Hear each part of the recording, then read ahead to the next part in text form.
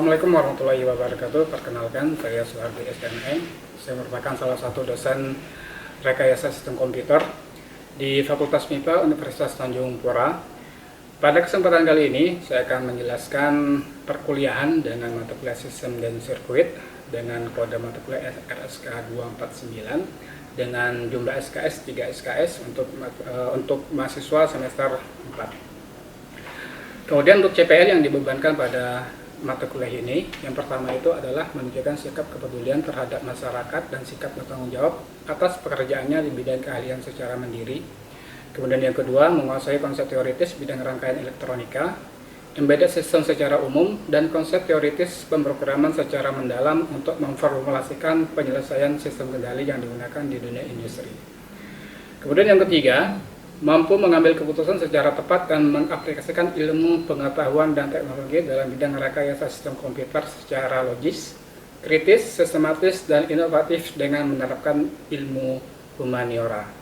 Kemudian yang keempat, memiliki pengetahuan yang luas pada bidang elektronika, rekayasa sistem komputer menggunakan algoritma untuk bidang industri yang terkait dengan teknologi komputer. Sementara untuk CPMK yang dibebankan pada mata kuliah ini, yang pertama itu adalah memiliki kemampuan untuk memproses, mengevaluasi, dan menginterpretasikan informasi yang relevan dengan cermat. Kemudian yang kedua, menggunakan teori dan konsep ilmu alamiah dasar yang terkait dengan mekanika, kelistrikan, dan gelombang untuk perancangan elektronika dan komputer. Yang ketiga, memiliki kemampuan untuk belajar mandiri dan meningkatkan pengetahuan tentang perkembangan terbaru dalam bidang sistem komputer. Kemudian yang keempat, menggunakan teori dan konsep elektronika untuk merancang, membuat, dan menguji perangkat sistem digital. Pada mata kuliah ini, presentasi penilaian yang pertama itu adalah kehadiran 10%, tugas 20%, UTS 30%, dan UAS itu adalah 40%. Kemudian untuk platform pembelajaran yang digunakan pada perkuliahan ini menggunakan aplikasi Satu Data Unpan, di mana aplikasi ini digunakan salah satu fungsinya adalah untuk melakukan presensi perkuliahan terhadap mahasiswa, kemudian untuk mengupload materi perkuliahan, kemudian publish nilai, dan hal-hal terkait dengan akademik lainnya. Demikian informasi yang bisa saya sampaikan. Saya tutup. Assalamualaikum warahmatullahi wabarakatuh. Baik, Assalamualaikum warahmatullahi wabarakatuh.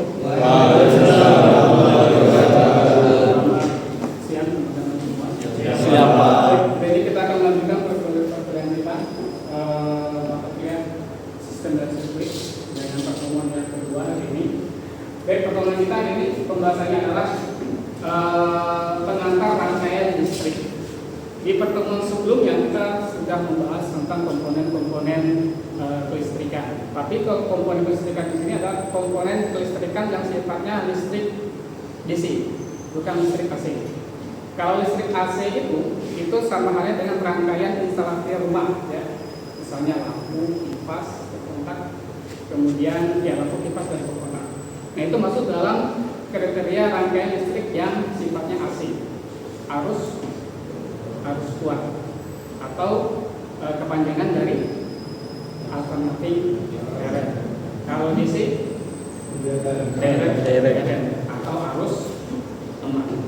Nah, minggu lalu itu kita sudah membahas komponen listrik yang sifatnya itu adalah DC. Contoh misalnya resistor, kapasitor, dan inductor. Itu sudah kita bahas di pertemuan yang sebelumnya. Nah, di pertemuan kali ini kita akan membahas sedikit tentang rangkaian listrik dan analisis rangkaian listrik. Maka nanti di sini ada yang kita pelajari itu adalah tentang teori hukum rangkaian, terdiri dari hukum Kirchhoff, hukum Kirchhoff 1 dan hukum Kirchhoff yang kedua. Oke.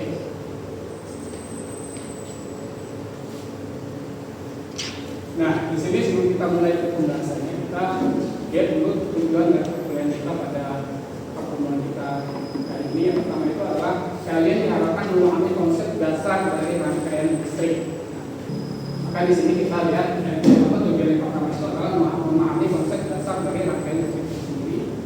Kemudian memahami konsep hukum Ohm dan hukum Kirchhoff, ini tadi saya bilang hukum rangkaian.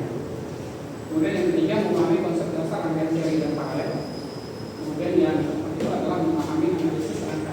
seri dan paralel. Nah, analisis rangkaian seri dan paralel itu nanti kita akan melihat menganalisis berapa tegangan di masing-masing resistor dan berapa arus di masing-masing resistor, kemudian berapa rangkaian pengganti pada sebuah resistor yang dihubungkan secara seri atau secara paralel. Nah, itu seri paralel itu, rangkaian seri paralel itu sudah kita bahas di matkul yang sebelumnya, itu elektronika itu tadi. Ya, masih ingat ya pembahasan seri paralel, kemudian menganalisis bagaimana mencari rangkaian penggantinya atau resistor penggantinya. Nah, nanti akan kita sedikit mereview materi tersebut.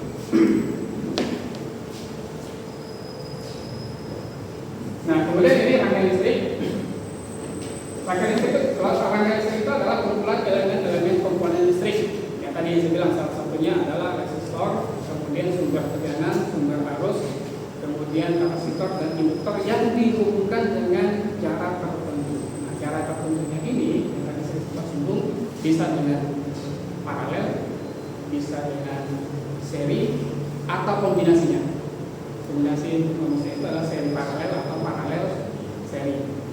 Atau juga bentuknya itu rangkaian star, rangkaian yang berbentuk modelnya itu bintang atau berbentuk segitiga. Nah, nanti kita analisis bentuk-bentuk rangkaian itu berapa tadi tegangan dan berapa arus di masing-masing. Nah, ini yang saya jelaskan. Dan juga yang pernah kita bahas di pertemuan sebelumnya, bahwa komponen listrik itu terdiri dari beberapa bagian, salah satunya sumber tegangan, sumber arus, resistor, induktor, dan kapasitor. Nah, di pembahasan kita kali ini kita lebih menitik beratkan ke komponen resistor. Itu salah satu komponen elektronika yang sifatnya itu adalah pasif. Komponen elektronika yang sifatnya itu adalah pasif, yaitu resistor. Karena resistor ini lebih mudah untuk kita menganalisis komponen dasar yang digunakan untuk menganalisis sebuah rangkaian listrik atau rangkaian elektronik. Ya.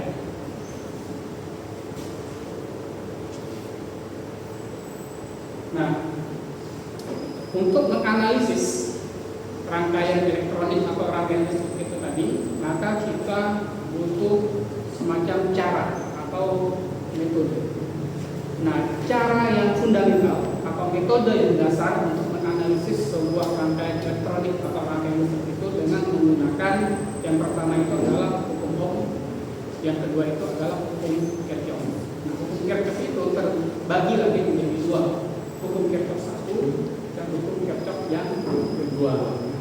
Hukum Kirchhoff 1 itu pembahasannya terkait dengan analisis arus pada sebuah rangkaian. Hukum Kirchhoff yang kedua itu digunakan untuk menganalisis tegangan pada sebuah rangkaian. Hukum Kirchhoff 1 dan hukum Kirchhoff 2 itu biasanya disebut atau disingkat dengan KCL ataupun KVL. Hukum Kirchhoff 1 itu KCL, hukum Kirchhoff 2 itu adalah KVL. Apa KCL? Kalau KVL? Kirchhoff garis laut. Nah, di pertemuan kita kali ini kita lebih membahas ke hukum Ohmnya ya. Untuk yang hukum Kirchhoff kita bahas di pertemuan yang selanjutnya. Jadi kita hari ini bahas analisis dengan menggunakan hukum Ohm. Nah, ini definisi atau biasa itu dengan bunyi hukum Ohm.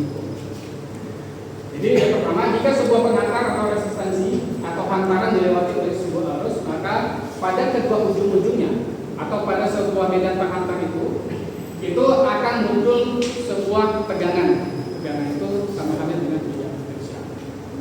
Bidang potensial itu bisa disebut juga dengan tegangan. Sehingga hukum dinyatakan bahwa tegangan yang melintasi lintasan atau berbagai lintasan atau berbagai medan penghantar itu nilainya berbanding lurus dengan arus dan berbanding terbalik dengan bahan penghantarnya atau bebannya. Dalam hal ini itu adalah resistornya. Sehingga kalau dibuat secara matematis itu persamaannya itu adalah, masih ingat di mata kuliah elektronika hukum Ohm persamanya apa? V sama dengan I dikali dengan M. V itu apa? Tegangan. I R M itu tahanan ataupun resistance. Kita bisa turunkan berapa nilai arus dan berapa nilai arus. Sorry, bukan berapa nilai arusnya, tapi apa persamaan arus. I sama dengan V dibagi dengan kalau R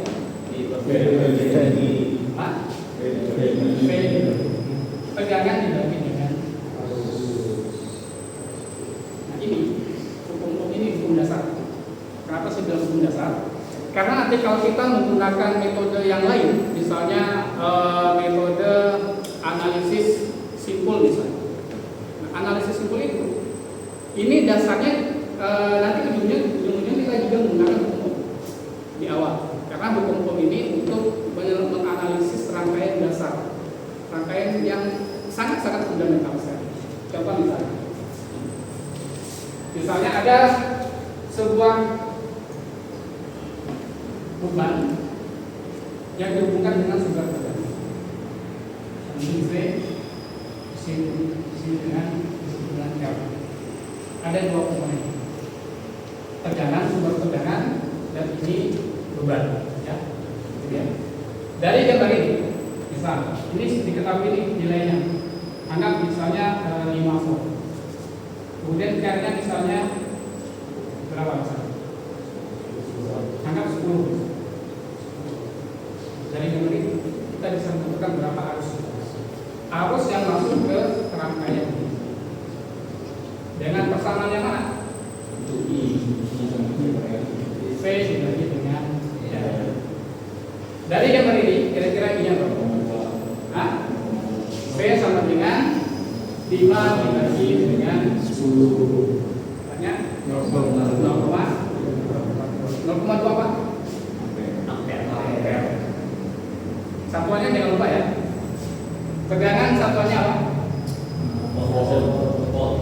Arus satuannya apa? R satuannya? Oke, baik, ini ilustrasi yang sama halnya dengan yang tadi saya gambarkan. Sama dasar itu adalah V sama dengan I dikali dengan R. Kemudian ini rangkaiannya ada resistor, dijadikan sebagai beban, kemudian dia terhubung dengan sebuah tegangan atau sumber tegangan. Kemudian di sini apa namanya ini ada arah panah yang menandakan ada aliran arus di situ. Kemudian di resistor ini sebenarnya ada tegangan yang masuk ke resistor tersebut. Nanti kelihatannya itu pada saat suatu rangkaian itu terdiri dari beberapa resistor. Kalau di sini ini kan cuma satu resistor saja. Sehingga pertanyaannya berapa sih tegangan yang ada di sini? Maka tegangan yang ada di sini itu sama halnya dengan tegangan sumber. Kemudian berikutnya yang kedua, hukum rangkaian yang kedua itu adalah hukum Kirchhoff. Tapi hukum Kirchhoff yang pertama. Masih ingat tadi hukum Kirchhoff yang pertama membahas tentang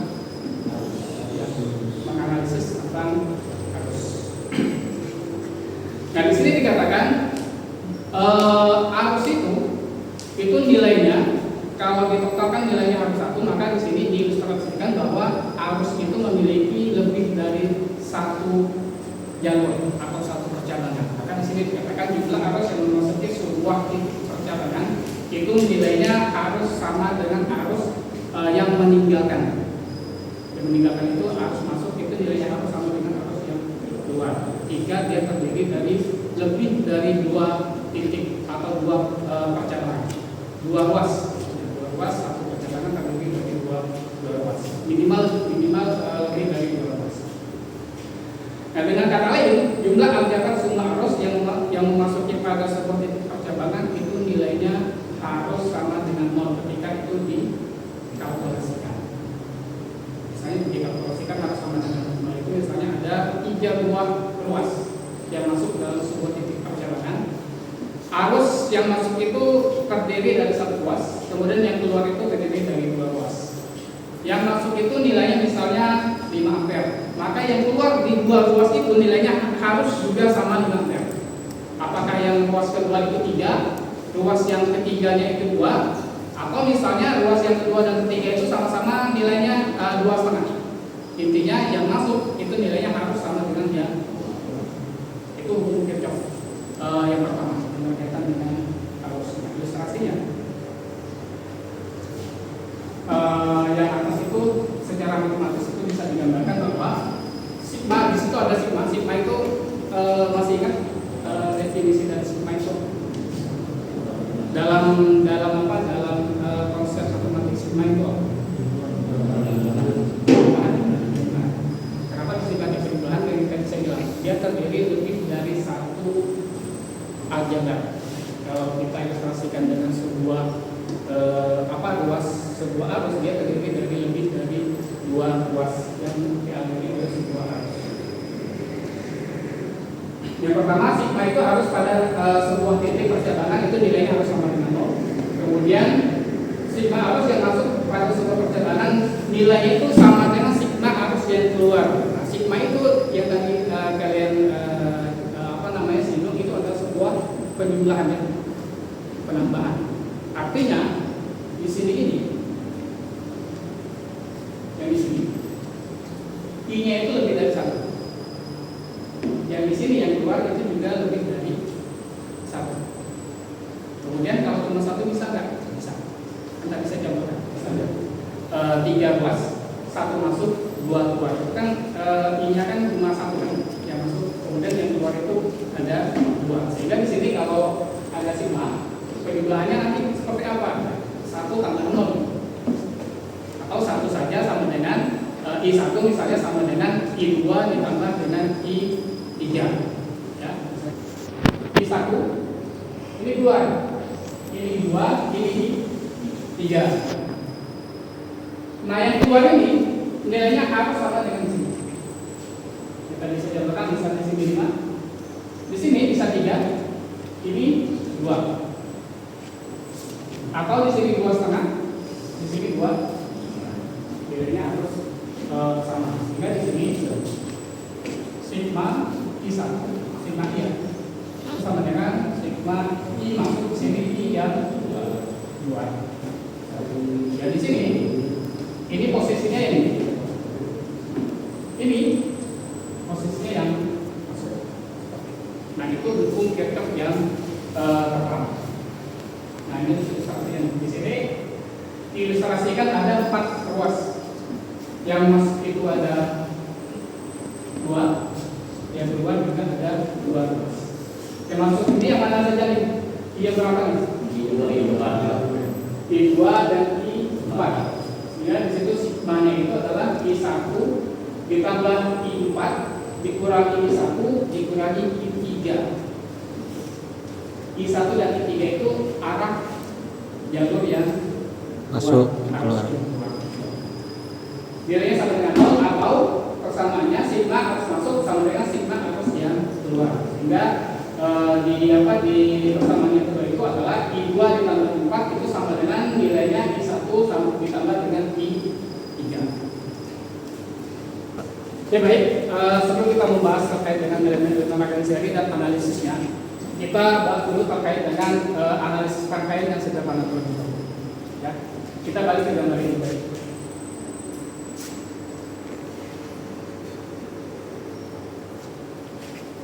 Ini R, ini tegangan.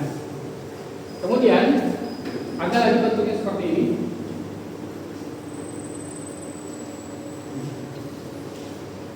Ini ada 2 buah R. Ya, ini cuma 1 R, 1 resistor. Kemudian satu lagi. Jadi kita bisa lihat nanti bedanya.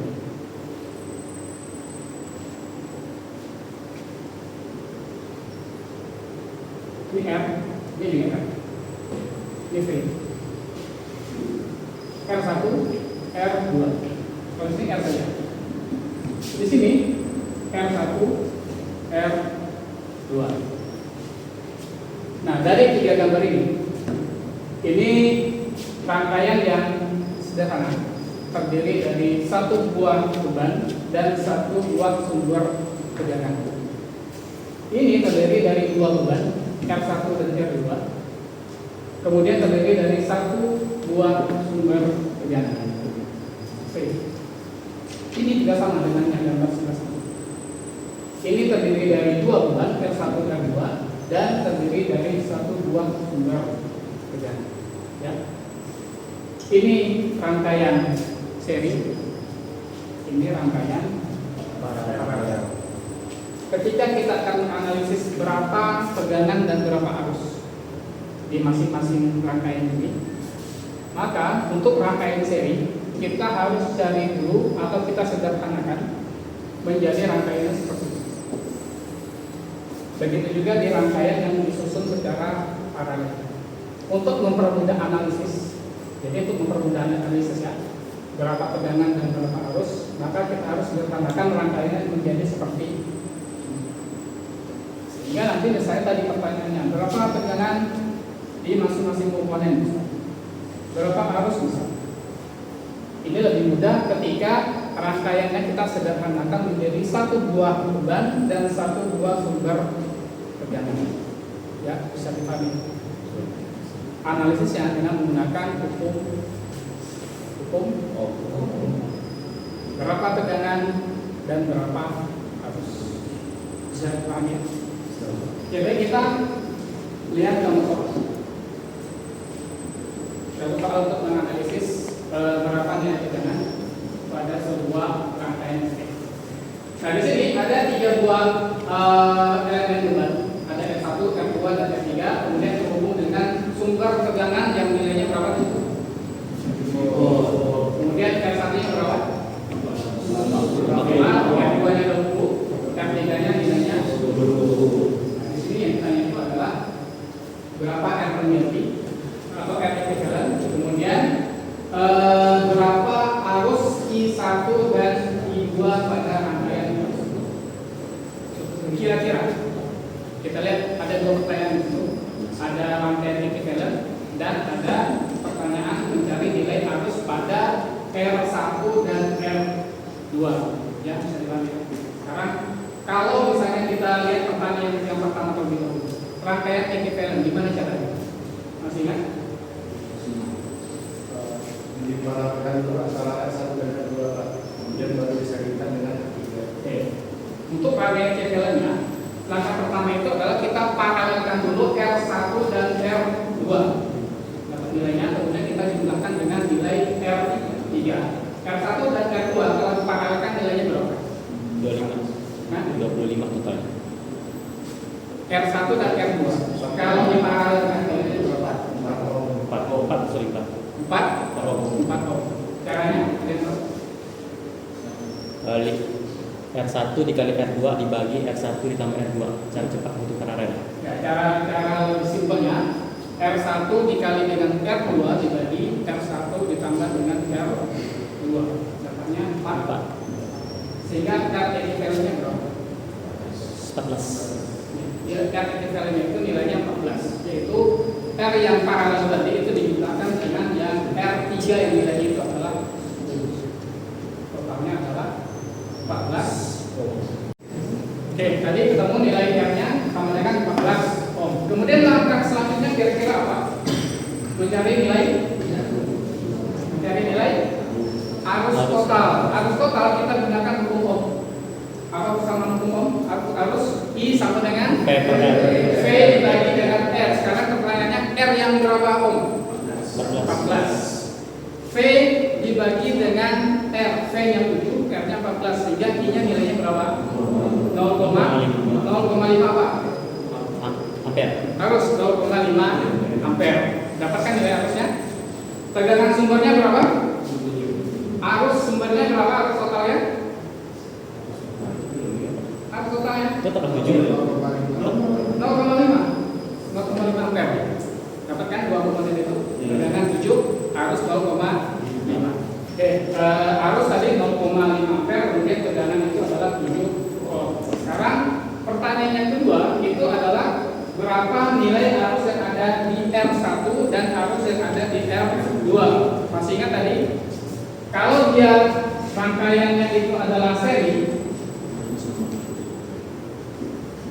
itu harusnya Sama. tegangannya yang beda. Sekarang kalau paralel,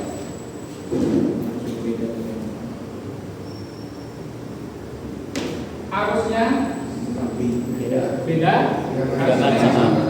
Ini mirip, gambar ini mirip dengan yang sana. Di gambar ini. Sekarang arus totalnya itu berapa? 0,5 ya. Sekarang pertanyaannya, arus yang masuk di sini berapa? Arus yang ada di R3 ini berapa? 0,5. Sekarang yang ditanya itu adalah R1 dan R2. Sudah kita bisa dapatkan nggak nilainya? Hah? Belum. Kenapa belum? Karena di sini nilai rangkaian itu adalah paralel. Di sini di keseluruhan ini dua resistor ini nilai arusnya itu adalah 0,5. Ya. Kenapa? Karena konsep paralel itu sini. Arus ini kan beda. Dari gambar itu bisa kita ilustrasikan bahwa ada dua komponen yang terhubung secara seri. Yang pertama seperti yang kita lihat. Arus di sini berapa? 0,5 ya. Di sini berapa? 0,5. Tapi di komponen ini terbagi menjadi dua buah resistor. Sehingga 0,5 ini terbagi dua bagian, ke R1 dan ke R yang kedua. Tapi di sini ketika ditotalkan jumlahnya itu sama dengan di sini. Sama dengan 0,5. Sekarang pertanyaannya di sini berapa nih? Kan gitu. Oke, sebagai evaluasi dari pertemuan kita hari ini, saya akan memberikan satu pertanyaan, sebuah tugas. Nanti kalian coba dikerjakan. Nanti salah satu dari kalian menjawab dari pertanyaan tersebut. Ini ada dua buah resistor yang dihubungkan secara paralel, kemudian terhubung dengan sebuah sumber tegangan. Dengan sumber tegangan itu nilainya 10 volt, misal. Kemudian R1 itu nilainya 5, R2 nilainya 10. Sekarang pertanyaannya, berapa R equivalent pada rangkaian tersebut dan berapa arus di R1 dan arus di R2? Silakan kerjakan terlebih dahulu, nanti saya tanya salah satu dari kalian.